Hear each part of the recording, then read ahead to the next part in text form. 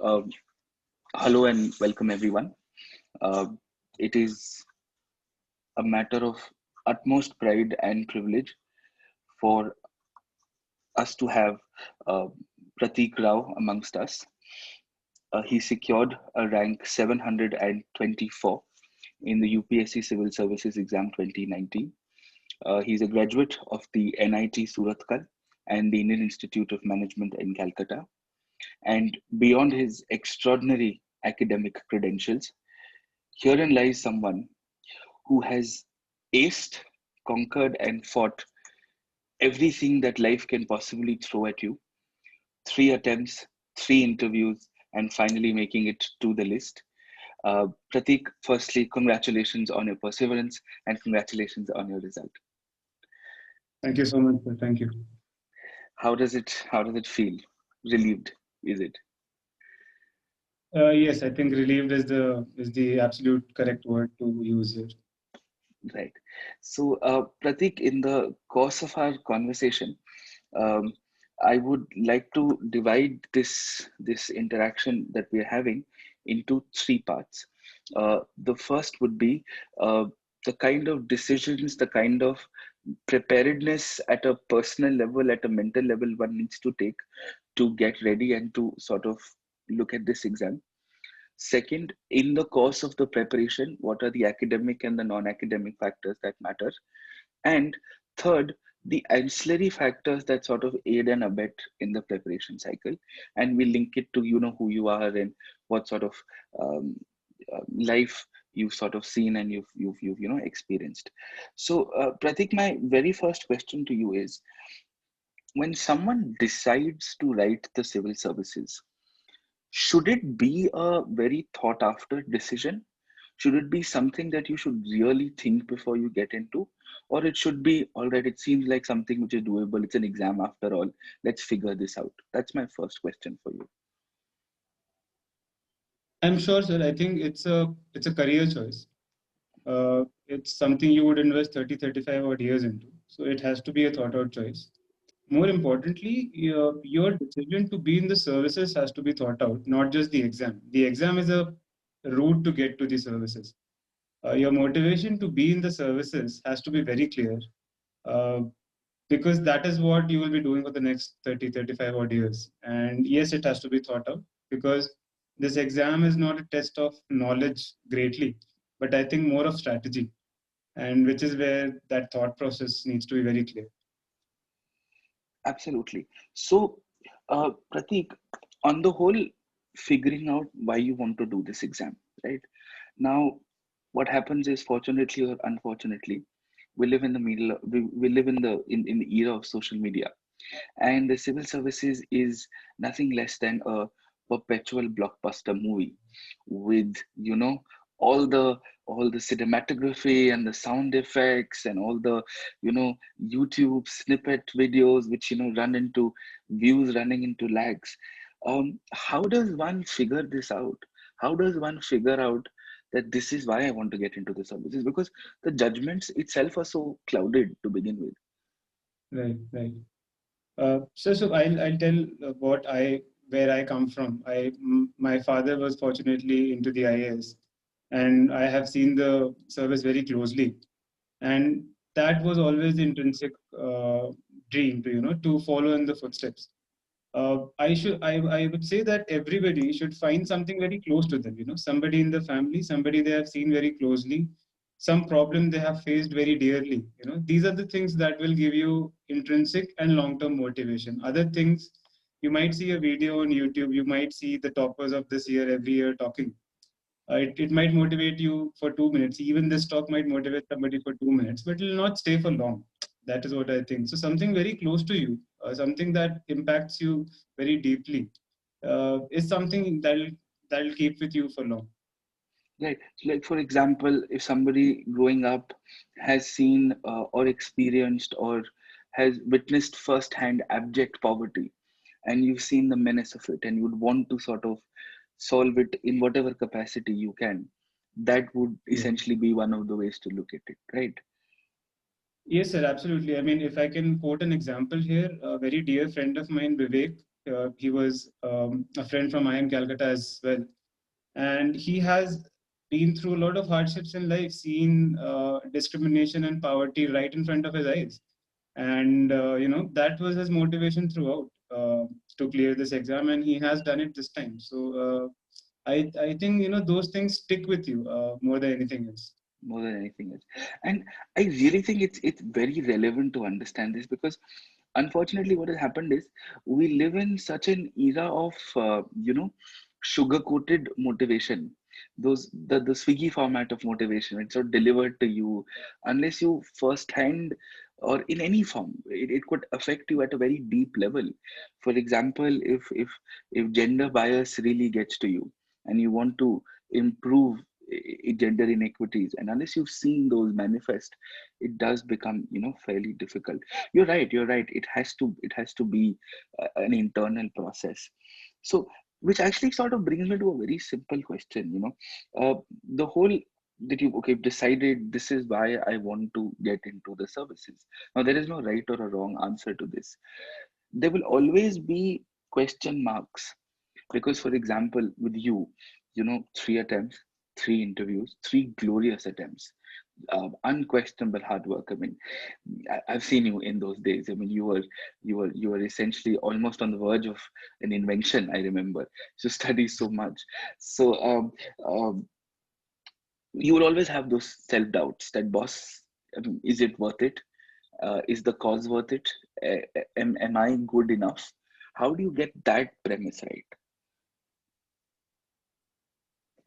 So again, I think I have given 3 attempts and 3 interviews, but for me, it's not about those 3 interviews. It is whether I have improved every attempt, right? So that kept me going. First of all, that in the first attempt I missed the list by around 30 odd marks. The next one was like 6 or 8 odd marks.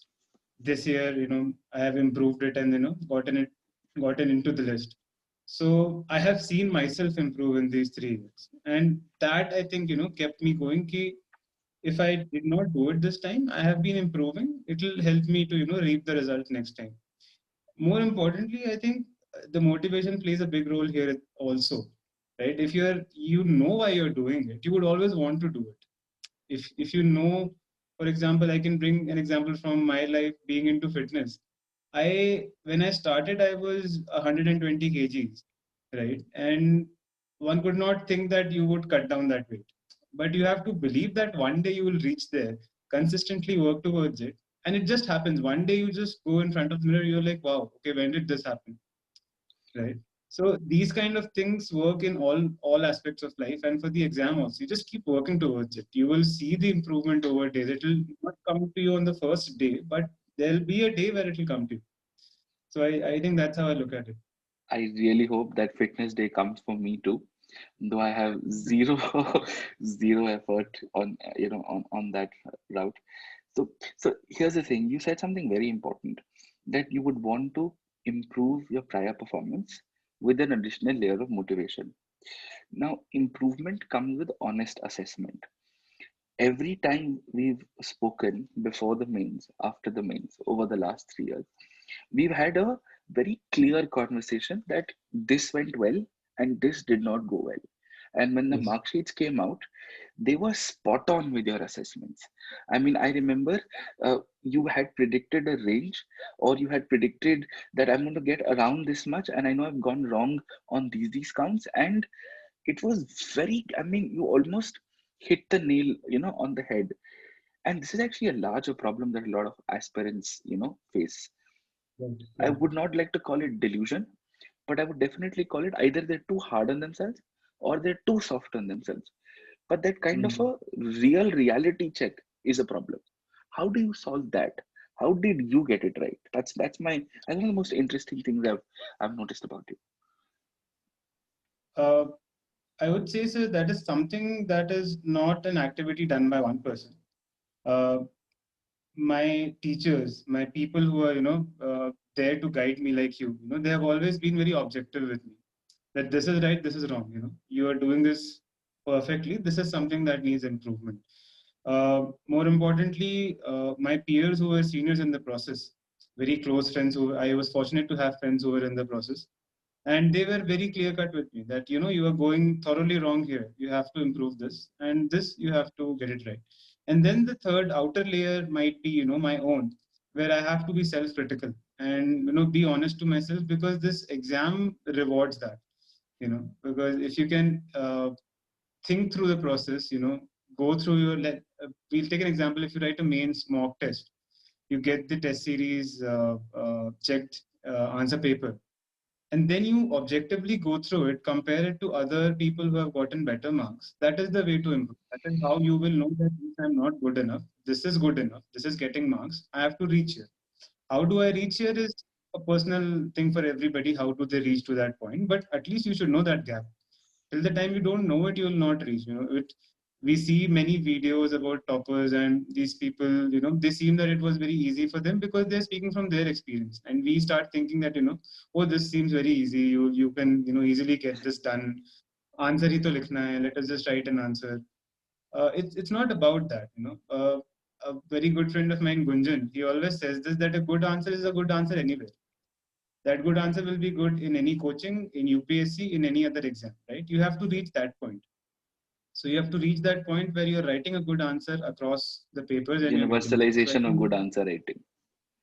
yes, maybe, that's the way to Huh. go ahead. Yeah, that's true. So here's the thing. You said something incredible. You said this exam rewards a genuine effort, and sooner or Yes. later it does. Now, what happens is, and I'm sure you know this as much or if not more than I do, is uh, people start having very conspiracy related question marks on the process, that no, there is something ridiculously off with the process, or is it biased, or if not biased, there's something that is there is an X factor to it. But I mean, if you look at your learning curve, Hannah, you've always done ABC. Fine, the finalist did not happen, but you always, it didn't happen in the first two attempts, but now it did. But there was a very clear cut incremental path. So the rewards are there. It is a rewarding exam. Am I correct in assuming that? Yes, I mean, it's the reward. The reward is what you're looking for. So if I'm looking for improvement, I'm getting that. And I always relate the exam to being a good officer, right? This exam always tests you on the benchmark of who a good officer is, right? Let's say today you have floods in your area and you end up saving 100 lives, right? You cannot revel in that factor. The flood will be there tomorrow. You have to save 100, 120 again. And that is the process. You have to keep improving on what you have done today and not revel Seriously. in the. So I think that is very important. You have to be honest with yourself, and that I think it is one of my top inclusions in what an officer should be with himself, Right. to actually perform, if not even serve in that capacity. Correct. So in fact, it would be right to say that the preparation for this exam is like a sneak peek into your larger career as an officer, right? I mean, Absolutely, from the absolutely. from the Yes. subjects to the diversity to the multiplicity to the, from the Harappa to the Coriolis force, from the federalism, to planning commission to Niti Aayog, everything is essentially a Yes. very like a trailer into what your career is going to be. Isn't that how aspirants should look Absolutely, at sir. it? I think if a small example again, if you're going into a district, right, and you have, let's say you're going as a collector, you have to start running the district on the go. You have to go there, learn it quickly, and start performing, understand the district fully. That is exactly what you do with any new policy that comes out while preparing. You read a 200-page document, make a short note out of it, and then revise it and know what it is about. Right? So that is exactly what you're doing there also. Getting the hang of things very quickly, make big things small, understand them well, and go forward with it. So I think this exam tries to test that every time. In mains also, you have to write 20 questions within 3 hours, and each question should have the same standard of content or quality.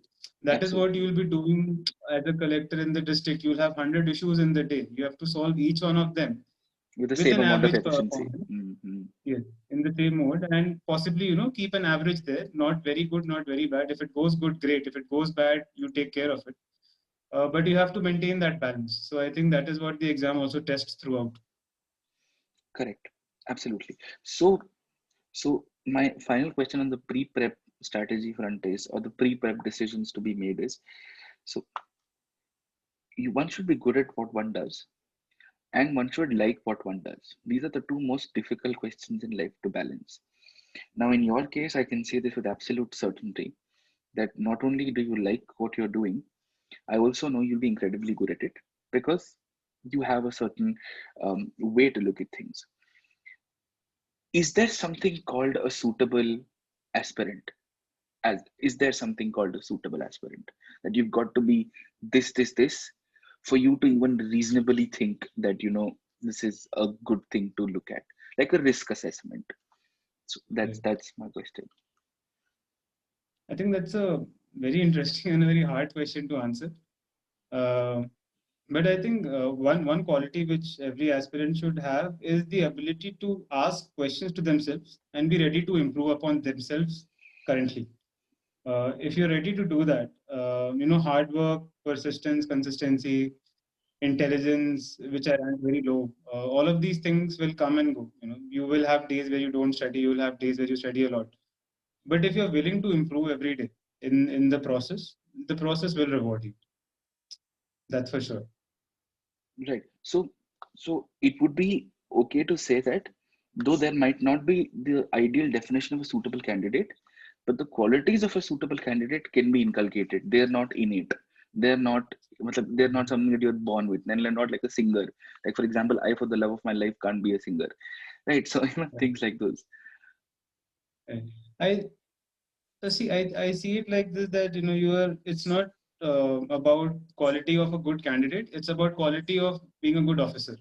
I always view it like that. You should always look at the exam as a tool or a path to reach, being an officer in the government of India. Uh, and a good officer is a person who can lead, who can take people along with him, who can understand things, who can handle the juniors and the seniors, report to, let's say, a minister, do all of those things. And the only thing you need is you be ready to improve upon what you're doing today and make sure that you're doing it better the next day. That is what a good officer will always want to do, because you learn on the job. It is a job which has uncertainties Absolutely. every day. Absolutely. There You is no might written be code having to a this. great run for 3 months, and out of the blue you'll have an earthquake, right? Or some hardship you will face in the job, and you'll have to take care of it. So willing to be able to handle change and be willing to do it with a straight head. I think that is very important. So, which is exactly what my follow up to this last question is. You are fairly aware of a moderate expectation of life from now on, now that you're in the services, in terms of the work life balance, in terms of the kind of sort of do's and don'ts in the process, right? All of those things. Now, a lot of times people don't get that. uh, you know a few years into service or a few months into service, there are often reality checks that are thrown at you. How does one have a, for then in MBAs we say expectation management. So how do you have Mhm. expectation management in civil services, like at an aspirant's level? You're talking about expectation management with self or with the with exam? the with the with the, with the exam, with how life is going to be, not to be over hopeful, not to be like, "Ki, this is how it is going to be, this is why I like doing it," like that expectation Right, right. management.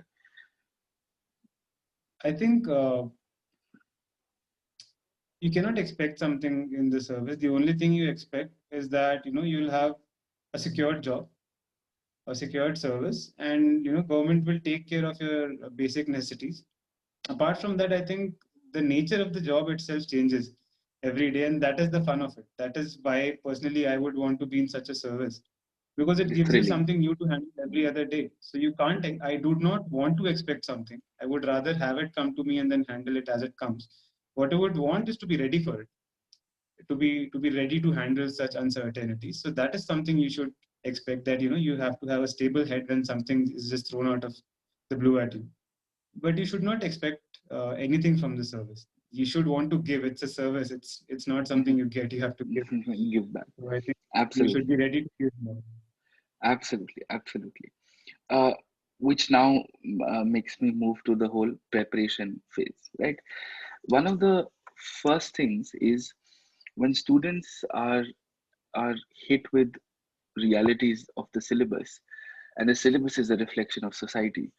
They read the newspaper and then they realize how dark the world is, or how difficult the world is, especially if you're reading something called the Hindu, which is usually slightly critical of the government. And so students tend to get very affected by it. They get deeply affected by it.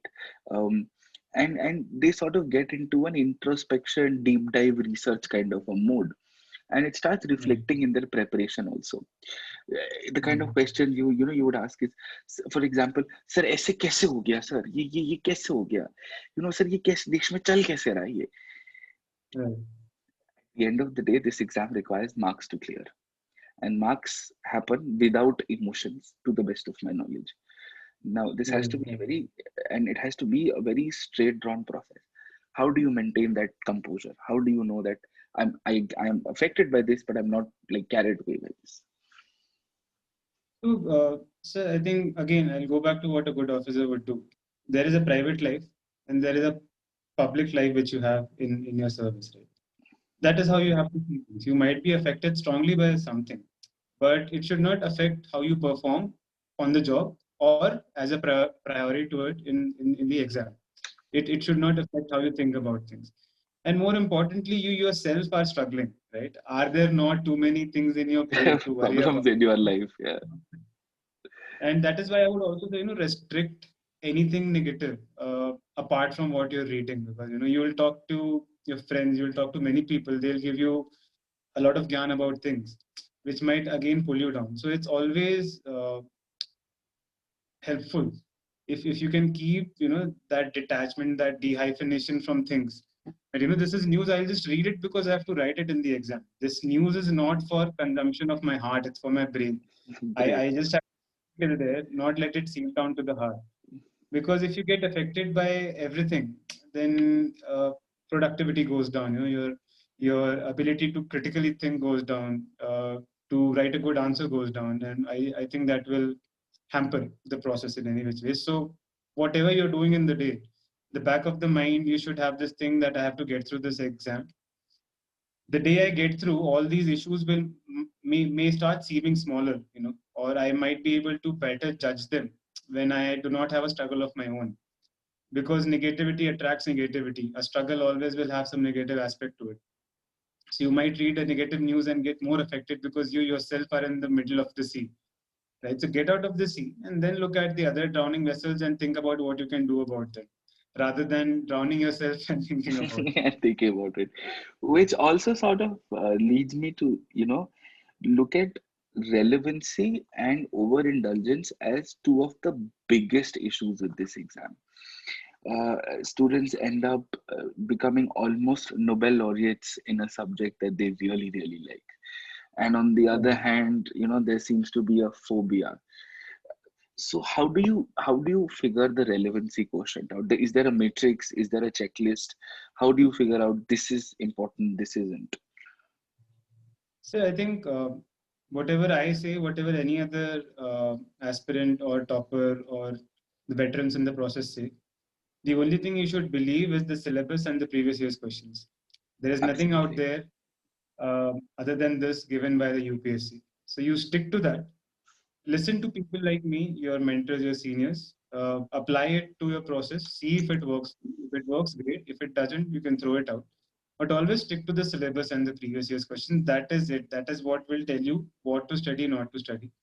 And on the Nobel laureate kind of a thing, I think you have to write a 150, 250 word answer max, right? In the optional, maybe 300 words. That is how your note should be for that topic, not more than that. You cannot retain more than that, even if, let's say, there are 100 topics and you make a two pager on each topic for, let's say, one paper of GS1. It is a note of 200 pages, right? 200 pages would take 2 days to read. and you have 1 day to read for both GS1 and GS2 when you're writing mains. So you have to restrict it. You have to study to the demand of the exam, not to the demand of what you think it should be. The exam demands a 150-word answer. Restrict your note to that. Stick to that. Read that much and move ahead. So I do one thing when I make my notes. I restrict it to 5 to 10 minutes of note making per topic. So I'll restrict it. Whatever I could make in that time, I'll make into one and a half page. Keep it and then move ahead. Not bother about whether I should look at one more source or one more coaching institutes, current affairs or something. I don't do that. If I have a Is good enough note, move ahead with it. that is it. So slightly offbeat. Uh, you would have spoken to a lot of people, or you would have generally heard of a lot of gyan. What is the most terrible piece of information? Some really, very off-putting information or advice that you received, which you think should not be given out, like which could be highly misleading or something disastrous as information. So anything that you think that this is definitely not the way to go about it. Very, very good question. Actually, I should also have thought about this. What should I not follow? But I think one thing which I have seen many people while writing mains, they are like, I will write 14 to 15 questions out of 20 very well, and that will get me the marks. The exam doesn't work that way, right? Thank you for Look saying at that. all everybody. People who crack mains every single time. The short way to do it is to complete your papers, right? So that is one thing that you have to be absolutely sure of. Completing the papers is the first step towards clearing mains. After that comes your content and value addition and everything else, because those 3 hours, it's a struggle to complete it. So don't go with the quality. UPSC is not looking at 5 quality answers, it's looking at 20 above average answers. So I think that's what they expect. That expectation should be very, very clear. They are not expecting you to be a Nobel laureate in 5 answers. You have to be good at all of them, all the areas. That is what an officer should also be. Should be able to look at all the things. I think that is something that people have told me, but I personally don't think that is the way to go. Number two, I think, is people keep looking for these crash courses, video lectures, small snippets from where they can learn. You have a book, have one core source, read that, and then you can read anything else. You can go to a video, add to it, but your core source should be from a book that is written by a relevant author who Which is knows what very he's written. important. Which is very, very important. Yeah. So Yeah. you should learn to. You'll go to the market. We call it shopping in our parlance. When you go to old Window Rajendra Mehri shopping. to buy. Yeah, window shopping. Yeah. You go and you should have the ability. The way you can search some things on Google, you should be able to search the relevant material from all that plethora of notes and books which are there. And I think that is very important. right. So please finish the paper, no matter what it takes, and Yes. have the ability to sort of separate the wheat from the chaff. Know what is the right material to pick, and read the book first. And reading the book is crucial to the entire process. Absolutely, I couldn't agree more. I think we I live in think a if something more I can bring in is this myth of I'll not give it this year. Maybe I'm not prepared enough. I'll add more content and do it next year. You should next year. not do it this year. The exam changes in 1 year. It completely changes. So give it when you have the time. Like don't. I've seen people 5 days before prelims. They're like, I don't feel like writing it. I think I should skip it because I'm not prepared. You'll not be prepared ever for this exam. This exam will always have things which you don't know. So I think you Absolutely. should give it and be optimally prepared to write it. There will not be a perfect time to write the exam. There will never be a perfect, because there'll always be something that could have been done better, even if you're rank one. You could have, I mean, Definitely. Definitely. so it's not as if it's like the CAT exam where you've nailed 100 percentile. So which also, so those things are there. That's true. That's true. Um, Also, uh, one of the things that people often don't focus enough on is the coaching may or may not. it's a decision, and I don't know if we would get to that question, but the way a person lives in the comfort. I mean, I've seen people pay through their noses to live 5 minutes away from the coaching, because I'm still in a larger question mark on whether coachings are relevant, and we'll have this conversation. And I know it's a very conflicting conversation for both of us, but it's an honest conversation, and we must have that honest conversation. But two, you would rather live 5 minutes away, pay thrice the rent, than say live 15 minutes away, spend that money, live more comfortably, and be more productive. Why don't you think that makes more sense? It absolutely makes sense, sir. I came to Delhi, for my first attempt, and I had joined the coaching to study the foundation course for UPSC. But I was very sure that I will live somewhere where I am peaceful rather than being close to the coaching institute. So if people who are in Delhi, who have stayed in Delhi, there is old Rajendra Nagar and then there is new Rajendra Nagar. The And haves and the I have-nots. have always stayed in new Rajendra Nagar. I never went towards old because I knew if I stay in this kind of place, I'll not have the peace of mind to study. I walk that distance every day, and it'll be a good activity for me also to walk that much. But stay in place which because you're spending almost the whole day. Coaching might be for 3 hours. You're spending, let's say you're sleeping for 8 hours. You're spending the rest of 13 hours in that room. So that is where you spend most of your time. So that has to be as peaceful for you to study as possible, without the distraction of hawkers on the street, of smells coming out of the street, all of those things. These are actual ground problems. Water clogging up, these are issues that will crop up when you're staying in a place like Delhi. We don't know now how it goes after COVID, but then that is how the scenario is. True, So I think it's true. very important to have And your that also comfort. Don't eats. yeah, So please. that also eats in your productive time. You'll spend so much Absolutely. time, plugging the water off and figuring that out, and you'll be so mentally tired and physically tired at the end of it that I'll tell you'll. you something very funny. Uh, a friend of mine was writing mails from old Rajendra Nagar, and this person, before sitting every morning and evening to study, he spent 20 minutes swatting the mosquitoes because dengue and malaria are a big problem in that area. Yeah, yeah, yeah, So yeah.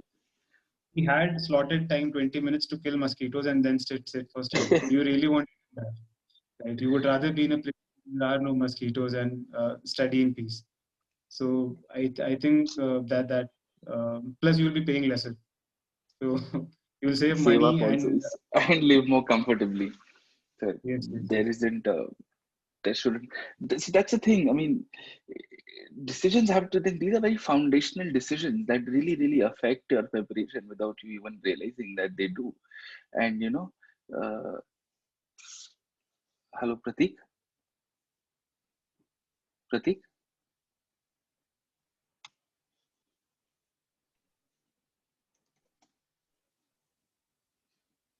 Hello. Prateek, can you hear me? Yeah, I'm so sorry I lost connection. कोई बात नहीं, कोई बात नहीं. हाँ. So I was just saying that yeah, these are very foundational decisions that very directly or indirectly impact the preparation cycle and everything else, no doubt. Um, the one thing I'd also want to talk to you now about is say the most overlooked and the most I think underdone decision is the choice of an optional subject. Now there is a larger debate about uh, you know firstly there are so many experts with trend analysis that ye chal raha hai market mein and this is how it is going to be. And I hear the UPSC is now favoring professional courses, they're not favoring professional courses. How does one very, very clearly decide a good option? That's a very simple question. Very good question. I think it applies to me very straightforward because I'm a person with an optional that not many people know exists. I have Mm, management as my optional. management. And I was looking at the list this year. There are possibly three people who have cleared with the optional, or maybe two people. Right? But I chose the optional solely because I had an MBA background. I knew the subjects in and out. I'd studied them for 2 years. And I thought, something I know well, even if I get an unknown question in that field, I would be able to write something. Right. So that was my first thing. Plus, I enjoyed reading about management, about sales and marketing, so management should be or an option should be something which you can read when you are bored of your GS. Right. You can pick it up and it will score you more. It should not depend on what is scoring well, what is not scoring well. It is just an yearly exercise. Some people might have chosen more in some optional and less in the other, and that's why that options ends up scoring better. That does not mean that UPSC is favoring any option. I don't think so. I've seen that body for 3 years now. It's a very fair, unbiased body, and I think every optional gets that chance. If you can score, I used to think about my option that it cannot go beyond 300, right? I had that in my mind. But last year, I was shocked people were scoring 320, 330 last year. And I am like, oh, okay, this can be done in my optional also. So I think you choose something which you like. So there are two things. There is aptitude for the option, something which you can read and reproduce. And then there is the inclination or the liking for it. So what I suggest every new person is you read the basic NCERT for your option and try answering the questions which have come in the past years. If you can do that to a fair extent, if you feel that you have a hang of it, I think you can go ahead with it. But do not listen to many opinions when it comes to optional. Make your own choice. Every optional is as good. Every optional gets rewarded equally. That's my view on it. And with subsequent attempts, there will always be people. Do you really want to stick to um, management? Do you want to move to another optional? This is especially a question for people, who are writing it for the second time or the third time, and their optionals haven't uh, got them the right amount of marks that they should have. Um, what do you think? Should their modus operandi be?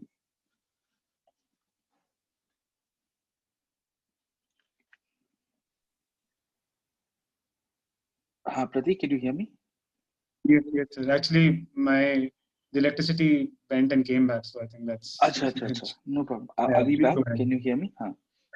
So I was saying, this was the follow up to this was for people who are in the second and the third attempt and are facing these um, optional existential issues. I like to call them optional existential issues. How do you stick by your optional? Do you go with your conviction? Do you go by the market trend, which I don't think exists? But yeah. Uh, I think it's a government exam, so don't go by what the ground market is saying. The market fluctuates. The Yeah. government is more.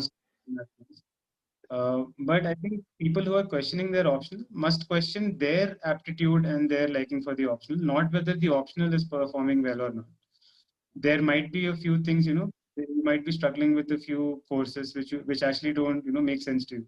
Like I might not like a few aspects of my optional, but that does not mean that I might not be good at it. Right? So you have to do that self-analysis, whether you want to stick with it or not, because there is the concept of opportunity cost and sunk cost. You might start thinking that I have spent 2 years with this optional, so let me stay with it. But if you have written mains, you will know if you have improved your marks. Right? Many people told me to leave management because it might be scoring lesser. But if I am consistently scoring better every year, I'll not leave that option. It's like Why would preparing you? for the World Cup and then replacing 4 players just before the World Cup. It doesn't make sense. Doesn't work like that. So you stick Absolutely. with it, you back up your players, and you go in all out with your strategy and hope it works. That is how it is. The next thematic discussion is the current affairs conundrum, and the number of people who have advice on this, and there is so much happening in what the market offers and what is the right thing to do and what is not the right thing to do. How do you keep yourself sane in current affairs? That's my basic question. How do you keep yourself sane? Because everybody has a monthly, weekly, hourly, minute compilation out in the market. How do you do that? How do you keep yourself sane? I think you have to restrict it to a few hours in the day. So, like your current affairs strategy changes with attempts. I mean, if unfortunately you're looking at multiple attempts, that seems to be how this exam generally works. So I think in the first year of preparation, you should look at making your own notes. That is the best thing to do. If you can do that, it might take longer time initially. You might take 2 to 3 hours to read a newspaper and make notes out of it. But as you get better within 2 to 3, 4 months, it'll take you about an hour to finish reading the news and making notes out of it also, right?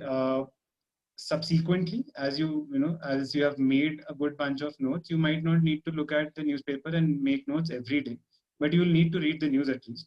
You can then shift to a current affair compilation from any of the good coaching institutes in Delhi, and stick to it because they cover most of the things which are there. uh, but you have to stick with the newspaper. If you're making notes or not, that is irrelevant, because at every stage of the exam, your competency to retain current affairs will change.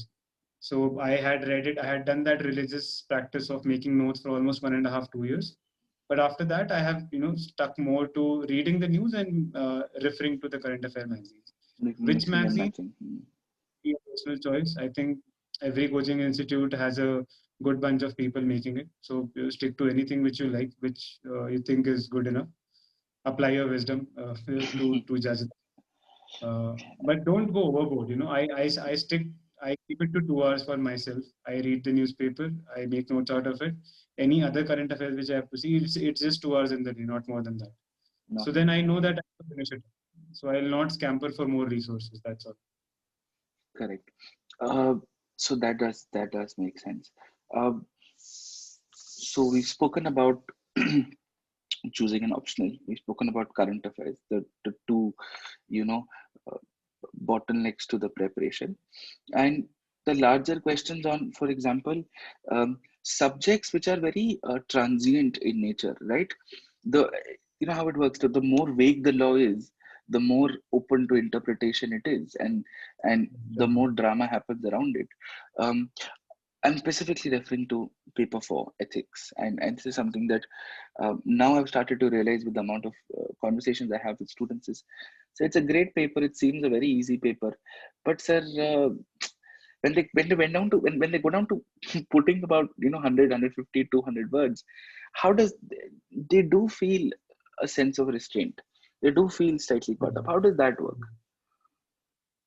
Is it specifically to ethics paper or generally Gender or to? general studies, or let's say specifically ethics, those loose Right, ends, like right. for example So polity and all very of that, very we good know. question. Uh-huh. Yeah, yeah. It's a very good question. The first time my brother or my uncle saw the question paper for GS, they are like, oh, we can also write this. This though we know we can write this. So that is the feeling every aspirant has before they come to Delhi, or they come to the preparation, because the questions obviously are general. The issues you handle as an officer would be general issues, but these solutions you give to them would be specific, and that specificity comes from knowledge, right? So it seems like a very generic question paper, especially for GS, but it's an exam. You have to understand it's an exam. It has a strategy. There is something they want you to write, and that is what you have to write. You cannot write whatever you feel like or what you read as an opinion one day in newspaper. That is not an answer. So answer writing, many people say it's an art, it's a skill. I just say it's practice. You as many papers as you write, the better you will get at it. The better you will hone your own strategy to write a good answer. And as we discussed, a good answer is a good answer anywhere. So you will recognize it. Your teacher will recognize it. The UPSC will also recognize it once you start writing good That's answers. a good answer. True, true. So the idea is keep a check that boss, I'm not going. So what happens, to narrow the specific question down, let's say in specifically things like, say I'll tell you the two, so with geography and economics and history and polity to an extent, you have a sense of a boundary line that you shouldn't breach this, it's simple enough, or at least it's structured enough. We'd say international relations, or let us say ethics. It's usually where I find kids going overboard. They would end up reading more about conspiracy theories between two countries than what is actually happening. I get answers which say, do you know this is actually happening in Baluchistan, or this is actually happening in Nepal, and the media is not writing about it. If the media is not writing about it, you have no business knowing what is actually happening, even if it is true. The same happens with ethics also. When people just deep dive into all the ARC reports, and right, with Plato they would have read the Republic, and then they would still then write about Plato. So you know what I'm getting at. That's the drift. That how do you get that part right? So see, I think there are two ways to go about it. If you are a newbie, you're a fresher to writing answers. What the best way to know what a good answer is to refer to previous year's toppers answer sheets, which are available across coaching institutes. Right? They put up these answer sheets. You go there, look at them, have a sense of what you would be writing for this question and what this specific person has written. You'll get a good sense of where you have to be, right? Because these people are scoring good marks going forward. Number two is that you have to dispassionately write an answer. UPSC is checking your knowledge in mains, not your opinion. They check whether you know the issue well. So, as an officer, if you're working in foreign relations or international relations, let's say India Nepal, you would need to know the history of India Nepal relations in a very detached context, in very factual, objective sense. That is what you need to know here also. You don't need to know what the present PM is saying, because that is between the PM, your PM, and their PM. What is shared between you and their officer are bare facts, objective things which you deal upon, right? And that is what the mains paper requires also: objectivity, dispassionately looking at an issue and writing the knowledge about it, not your opinion or your gut feeling about it. So that is very important.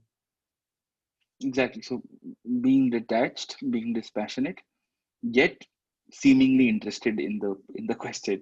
So that would I essentially mean, be it's a an exam. You have to write to get marks in the exam. That should be clear. right. Um, so these are largely the preparation related questions that I had. Uh, the final leg of questions, and I will take your permission because it's going to be slightly personal. Uh, and if I have your permission, I'd ask you this: is Absolutely. that we've spoken about this, you've spoken about it. Uh, you did lose your parents to an accident some years ago, and nothing anyone can ever say or understand what you would have gone through. And there are a lot of people out there who would be facing issues that seem like the end of the world to them, and everybody has issues that seem like the end of the world to everybody. How my and I've always looked at you with absolute amazement, the way you've and this is what, and at this opportunity I'd also like to tell you, off the record and on the record, is I've learned as much from you as possibly, if anything, that you would have That learned is from very me. kind of you to say. No, but very honestly, so for everybody out there who's thinking that things can't get better from here, how dealing with the death of both the parents, having a younger brother in college, you also in the process of figuring a career out in a city, in a different city, all of how does all of that come together? How do you keep going? I think something very crucial in this whole process was the values we were brought up with. Both me and my brother. Uh, we were always made to do things that a regular, comfortable child would not do. Comfortable in the financial or the class sense. We were made to sweep the floor, cut the vegetables. Not every day, but whenever the chance occurs, we were kept grounded, and that is that was very important for us to realize. Because my mother always told me that you are not an IS officer, your father is. So remember that you'll have to make your own standing in the world. So that was very clear to us. And when the tragedy happened, I think something I told my brother was that we have been given this pain or hardship because possibly we are stronger than other people and we can handle it. Right. So we should take it that way and have a sense of pride in it that we can handle such things. And whenever I feel low or used to feel low, still do at times, about the fact, of losing parents, I always think about a possible another individual who would be in a similar scenario, who would have lost their parents in an accident or something, but would be less financially, educationally stable than me. So that person's pain is of course more than mine. His struggle is more real than mine, his or her struggle, and that brings me back to the reality that you are okay. There are people with bigger problems than you. So rather than crying about it or feeling bad about it, you make it as a motivation, use it to achieve what you want to do, get better, get out of that struggle, become better out of it, rather than getting bogged down, because becoming sad and getting bogged down is very easy when something like this happens. So always look at it objectively, be the third person, look at yourself, look at some third poorer person, more needy person who might have a larger struggle than yours, and if they can survive, you can too. So it's always about relativity. Everything essentially comes down to relativity. But it would have uh, caused you those moments of despair and those moments of what is going to happen now. Uh, Right, and you right. still got up, and you were not only you were not only an elder brother, you were also a parent. You managed everything, from the house to getting things in order, to your brother in college, and you're a parent. You're an elder brother, you're an aspirant yourself. I think I can't tell you how incredibly humble I am with you, and I say this with absolute confidence. I mean, really, honestly, Pratik, it Thank you. is just amazing, amazing. And we have to get out of this, so I'm going to ask you a funny question. What have you been watching on Netflix or Amazon Prime of late? Oh, I I just finished. I just finished watching this show called Peaky Blinders, Oh, and nice, nice. I followed it up with something called as Indian matchmaking, uh, Well, which was like an anti-climax, but yeah, good fun. you you might need a taparia, I believe. Sometimes a Yeah. taparia might be around the corner, perhaps. But yes. So this is also something, the last set of questions I wanted to ask you is, uh, you being severely passionate about fitness, and I remember quite a few years ago, we spoke about Yes. stoicism with respect to eliminating a vice, and it was a larger conversation about having a balance, knowing what is good for you, what is not, and you always overcome those things. You always kept with the fitness thing, and no matter what, and used to always deeply hate you for always being so fit. And I used to tell you, Pratik, what is wrong with you? Why can you not be fat? So so all of those things. So is it important to have a balance in life? Is that what it is?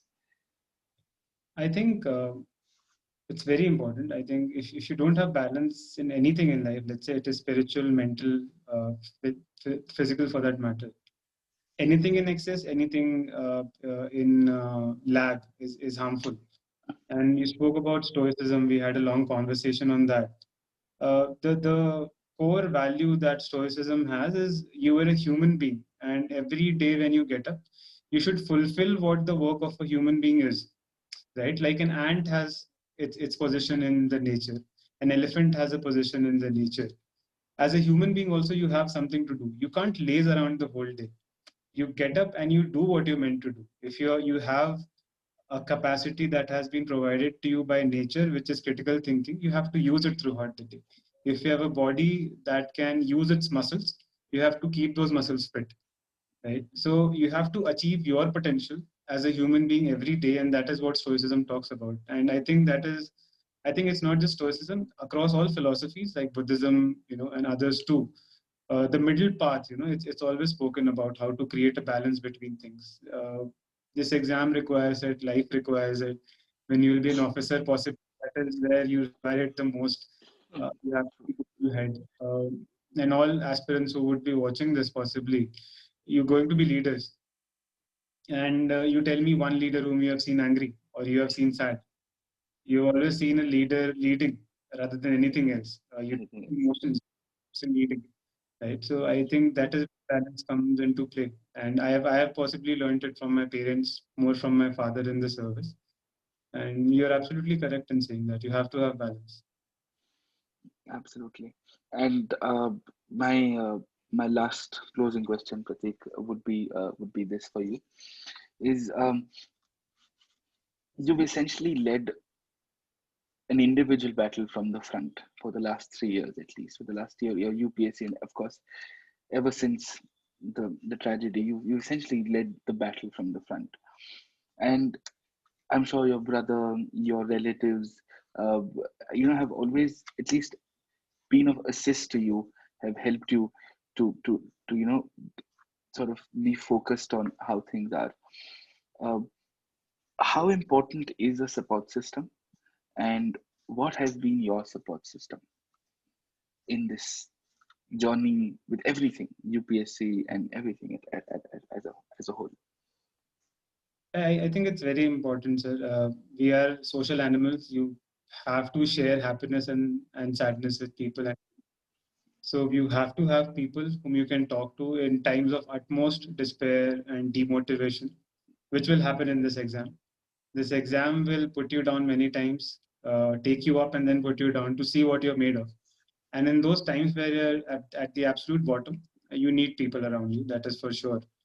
For me, it has been, I've been very fortunate to have a lot of people.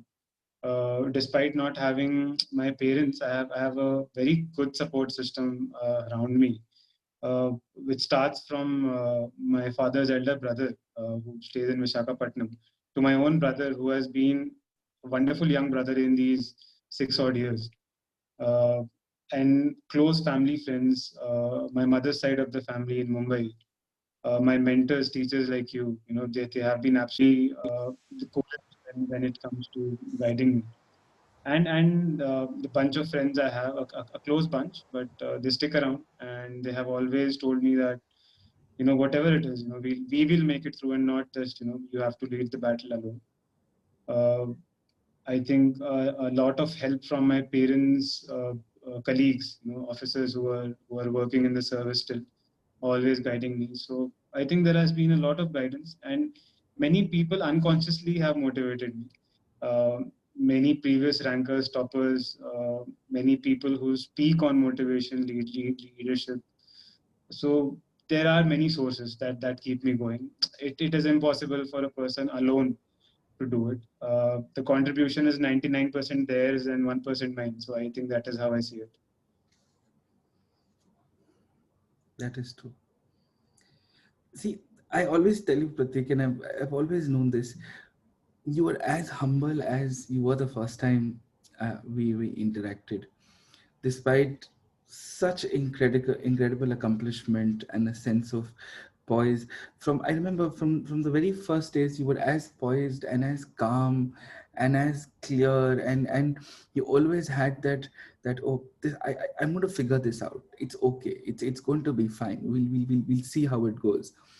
And you know, in the journey of this career of teaching and stuff, you know, there are few people who become family. A few people, you know, who become very close to, and I'm very fortunate to have known you for such a long time, to have seen you grow and grow like how, and still remain the same Pratik, um, who was slightly more, you know, with more muscles back in the day. And you know, today, Pratik, it's been honestly a pleasure. It's been a privilege. Thank you so much, Yes, Pratik. Thank you it's so much. always a pleasure. Thank you. Thank you so much. Thank you, Pratik.